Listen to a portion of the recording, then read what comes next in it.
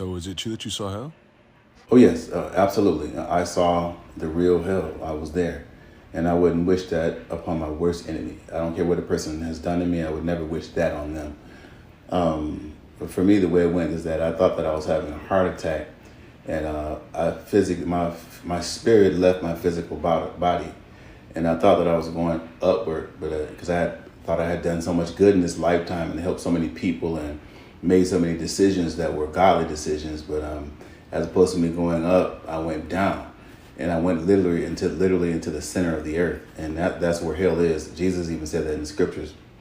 He says, just as Jonah was 3 days and 3 nights in the belly of a whale, so shall the Son of Man be 3 days and 3 nights in the belly of the earth, which is where hell is. The things that I saw were literally undescribable, and it just makes me emotional every time I talk about it. But it was one of the things that I saw that just blew me away was there's a man on all fours like a dog. He was burned from the crown of his head to the soles of his feet, and his eyes were bulging out. And what was worse than that is that he had a chain around his neck. So he was like a dog in hell. And what was even worse than that is that who was holding the chain? It was a demon holding the chain. And I knew because they're not said, they're known. It's like a telepathic communication. I knew that this demon was sent in this man's life to ride him from his childhood until the time that he died, because the demon knew that if I could stay in his life long enough on the earth, if I can keep getting him to not serve God and to make bad decisions on the earth, then I'll have power over him in hell, and he'll be a slave to me. So it's like twice a slave. It's like you're a slave on the earth to the things of the devil, and then in hell you're really like a tormented dog slave. And then there was another part that I experienced that just blew me away. It still baffles me to this day.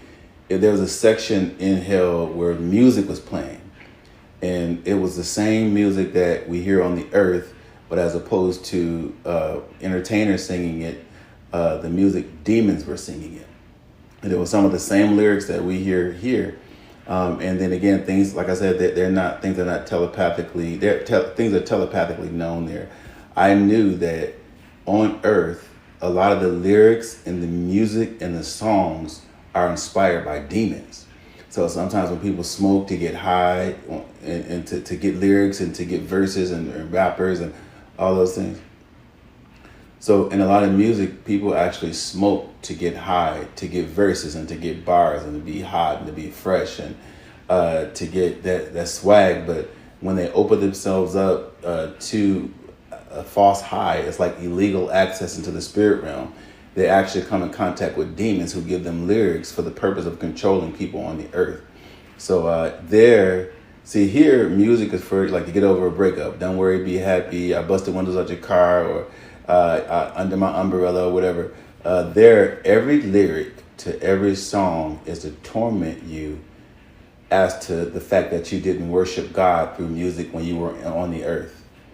So it's like, you had a chance to worship him in church and worship him at home and worship him through music, but you chose to worship Satan by repeating the lyrics that he inspired to come into the earth. So there's people there for that, because music is very controlling. And I was angry with God, because it's like, how did I do this much good and I'm actually in hell? Well, I lifted up out of hell and I came back on the earth, and God began to speak to me. I actually saw the real Jesus. I saw him, and he began to speak to me, and he said, you have been secretly upset with the people that hurt you. You have been hoping that I would punish the people that hurt you. He said, these are not your people. These are my people. He says, I only want you to focus on the assignment that I'm giving you, because I want to do something through you that the world hasn't seen. And so the root of it is that although I did good, I gave a lot to people. I did a whole lot of good things. The thing that I had in my heart was unforgiveness towards people who had did me wrong. Because a person that can't forgive is a person that's forgotten how much they have been forgiven of.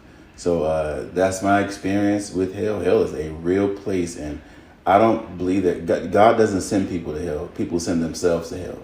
And whatever's still left inside of you that God has been trying to get out of you, that you die with, that's going to determine where you go. God's going to want to know, did you learn to love well? Did you learn to forgive well? Did you serve me well? Did you do something greater than your life? Did you do anything that has eternal significance, or is everything selfish? So I thank God for the light. It was Jesus, because of that light, I won't see any more days in hell.